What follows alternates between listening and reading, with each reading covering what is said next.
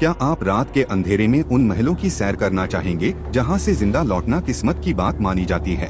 क्या आपने कभी किसी ऐसी जगह पर कदम रखा है जहां लगता हो कि कोई आपको देख रहा है लेकिन वहां कोई नहीं होता? क्या कभी किसी खंडर से गुजरते वक्त आपको लगा है कि किसी की चीख दीवारों में कैद है? अगर एक दरवाजा अपने आप खुल जाए और आपको अंदर कोई बुलाए तो क्या आप अंदर जाएंगे? तो आज हम आपको लेकर चल रहे हैं भारत के 5 ऐसे महलों की डरावनी सैर पर जहां समय थम जाता है और आत्माएं जाग जाती हैं। नंबर 1 है अलवर का भानगढ़ किला।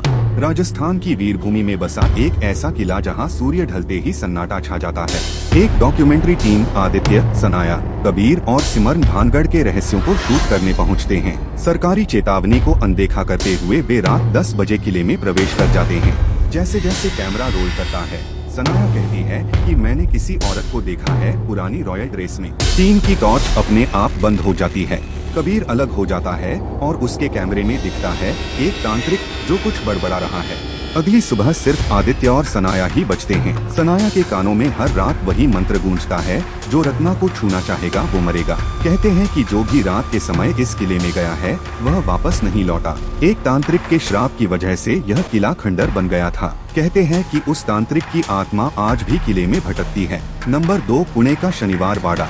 पेशवा नारायण राव जब 18 साल का था तब उसे सत्ता मिली, लेकिन उसके चाचा रघुनाथ राव और उसकी पत्नी ने साजिश रच दी और एक आदेश दिया गया, नारायण राव पकड़ा जाए। लेकिन कुछ समय बाद ही आदेश बदल दिया गया कि नारायण राव मारा जाए। आदेश मिलते ही सैनिकों ने उसे मार डाला और मरते मरते उसने पुकारा, काका मुझे बचाओ। आज भी हर पूर्णिमा की रात को लोग उसकी चीख सुनते हैं। कहते हैं महल की दीवारें उस रात खून से लथपथ दिखाई देती हैं। नंबर 3 है कुन्नूर का रॉयल पैलेस। यह रॉयल पैलेस अपने नाम से ज्यादा अपनी परछाइयों के लिए जाना जाता है। कहा जाता है एक विधवा रानी ने यहाँ वर्षों तक अकेले जीवन बिताया था। लोग कहते हैं कि वह पागल हो गई थी और उसने खुद को कमरे में बंद कर लिया था और एक दिन उसकी लाश कमरे में मिली, आंखें खुली हुई थीं। दीवार पर खून से कुछ लिखा था, मुझे मत भूलना। आज भी उस कमरे को बंद रखा जाता है, पर रात को वहाँ से रोने और फर्नीचर खिसकने की आवाजें आती हैं। स्थानीय लोग कहते हैं रानी अभी भी वहाँ रहती है। नंबर 4 है चित्तौड़गढ़ का राणा कुंभा महल। रानी पद्मावती के जौहर की आग आज भी जलती है। यह एक ऐसा स्थान था जहां हजारों रानियों ने जलती अग्नि में छलांग लगाई थी। इतिहास की छात्रा सुनीता त्यागी रिसर्च के लिए महल में जाती है। उसे दिन में तो सब सामान्य लगता है, लेकिन जैसे ही सूर्य अस्त होता है दीवारों पर आग की परछाइयां दिखने लगती हैं। वो जैसे ही एक तहखाने में उतरती है वहाँ उसे औरतों के जलने की गंध आती है और अचानक वह बेहोश हो जाती है।